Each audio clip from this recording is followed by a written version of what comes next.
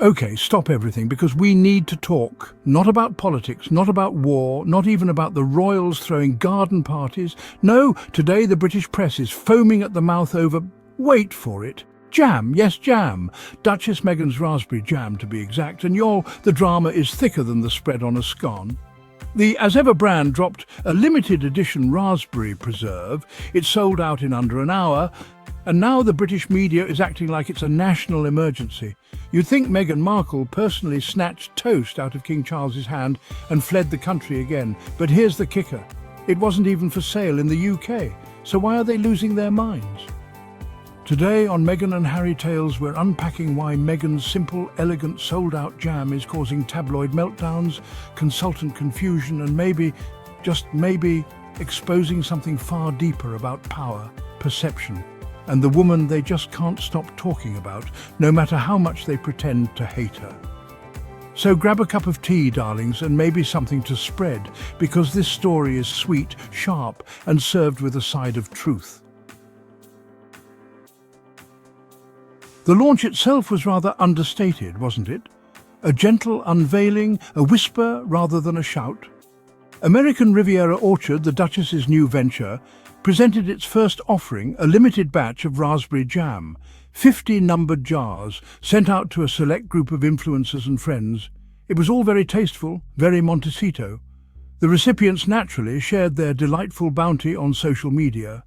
Pretty pictures of jam on toast, sunlight dappling through California trees. Then came the sellout, or rather the realization that this initial batch was indeed the batch for now.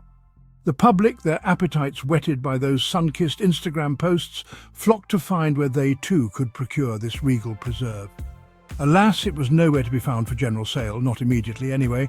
The media, never one to miss a beat, pounced. Headlines screamed of a sellout success, even before a wider sale had properly commenced. The reaction was, shall we say, disproportionate to the amount of jam actually produced. This wasn't just jam, it was a golden ticket, a taste of a lifestyle. The ripples from that raspberry ripple spread far and wide. Now let's delve into the philosophy of the brand itself, American Riviera Orchard. The name evokes a certain sun-drenched artisanal charm, doesn't it? It speaks of quality, of carefully curated goods. This is not about mass production or filling every supermarket shelf from Tewkesbury to Timbuktu. The very essence of such a lifestyle brand, particularly one helmed by someone like Duchess Meghan, is exclusivity. It's about creating something special, something that feels personal. The decision not to immediately restock the now famous raspberry jam aligns perfectly with this ethos. It's not a blunder, it's a strategy.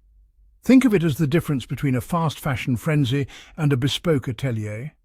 As ever, the tagline subtly woven into the brand suggests a return to timeless quality, to things made with care. Restocking immediately, flooding the zone with jam, would dilute that carefully crafted image. The current pause, the very fact we are discussing its absence, only adds to its mystique and, dare one say, its allure. It's a clever way to build anticipation and reinforce the brand's premium positioning. The jam is merely the delicious overture to a much larger symphony. Section 4. Jam today, confusion tomorrow. The British press ponders the preserves. The reaction from certain quarters of the British media has been, to put it mildly, rather piquant. One might even say it's been a full-blown confiture conundrum. Here is a product, a raspberry jam no less, that isn't even available for purchase in the United Kingdom. It was gifted to a select few, primarily in the United States. And yet the column inches dedicated to its existence, its sellout, and its subsequent non-restocking could probably wallpaper a moderately sized, stately home. It's a peculiar sort of obsession, watching from afar and dissecting every last seed of information, or lack thereof. There seems to be a genuine bewilderment, a sort of baffled crumpet scratching as to Meghan's strategy. Why isn't she cashing in? Some headlines implicitly wail.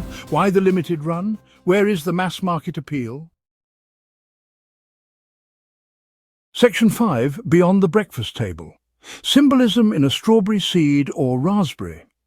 This whole jam saga, as delightfully absurd as it may seem on the surface, carries with it a surprising weight of cultural implication. It's not merely about a condiment, it's about what that condiment and its creator represent in the broader social landscape. Duchess Meghan, by virtue of her journey, has become a potent symbol for many. She embodies a certain kind of modern independence, a willingness to step away from established, some might say restrictive structures and forge a new path. This raspberry jam, in its own small, sweet way, is an extension of that narrative.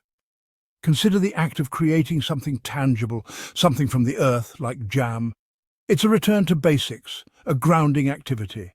For a woman who has navigated the complexities of royal life and the intense glare of global media, launching a brand rooted in home, hearth and artisanal quality speaks volumes. It's a quiet assertion of control over her own narrative, her own production. Section 6. A preserve of one's own Meghan media and the metrics of obsession. The raspberry jam, or rather its conspicuous absence, taps into a fascinating dynamic of control and obsession surrounding Meghan Markle. It's as if this jar of jam has become a lightning rod for emotions and unresolved issues in media landscapes. The desire to dictate her narrative, to control her choices, is a powerful impulse for some. When she doesn't act as expected, it fuels a peculiar kind of agitation. This isn't just about business strategy, it's perceived as an act of defiance. The quiet rollout of American Riviera Orchard, the limited offering, the lack of immediate restocking, these are choices made independently. This assertion of autonomy can breed resentment. If she's not playing by their rules, the reaction can be sharp. The jam is less a breakfast item and more a symbol of her unreachability. Section 7. The next batch. What sweet surprises await from Montecito? So, the great raspberry jam of 2025 continues to hover, deliciously unresolved. But perhaps the real takeaway isn't about when the next batch will appear, but about the quiet power demonstrated by its initial, fleeting presence. Duchess Meghan has, with remarkable subtlety, shown that her influence remains potent. She can create a global talking point with just 50 jars of homemade preserve. That in itself is a rather astonishing feat. It speaks to a deep connection with a global audience, one that exists far beyond the reach of traditional media gatekeepers. This episode, as minor as it might seem in the grand scheme of global events, underscores her ability to generate intrigue and anticipation on her own terms. She doesn't need a massive marketing budget or a cacophony of press releases to make an impact. A carefully curated Instagram post, a thoughtfully chosen gift, a product that embodies quality and personal touch. These are the tools of her new trade, and they are proving remarkably effective. The world is watching, not because it's being told to, but because it is genuinely curious about what she will do next. So to the Daily Mail, to Mark Borkowski, and every other press dinosaur still baffled by Meghan's quiet dominance, I offer you this advice. Sit down, have some toast, maybe put something sweet on it, and try to accept that Meghan's not playing your game, she's playing her own, and she's winning. Until next time, my darlings, stay thoughtful, stay bold, and never forget. The revolution might just be jam-flavoured. This has been Meghan and Harry Tales. I'm Adrian, and I'll be here ready with a spoon when the next drop hits.